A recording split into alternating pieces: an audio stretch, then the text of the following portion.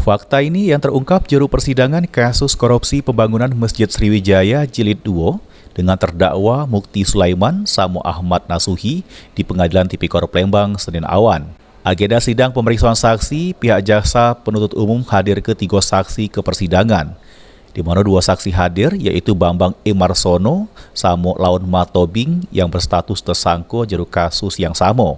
Juru pemeriksaan terungkap di masalah penganggaran KT dilakukan ke verifikasi terhadap proposal sama pencairan proposal oleh kedua terdakwa, di mana hal ini dilakukan berdasar ke perintah dari Gubernur Sumsel yang lama Alex Nurdin.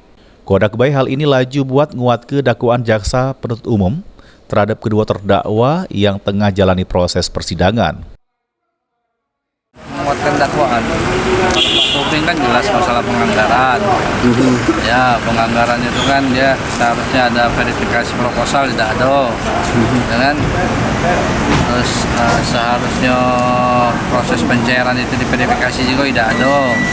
Nah, berdasarkan perintah semua tuh, Kak? ya ada perintahnya Pak Alex.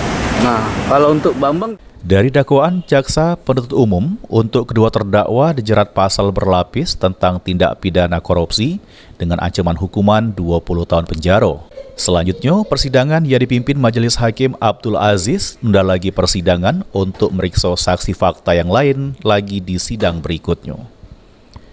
Sri Febriandi, PAL TV.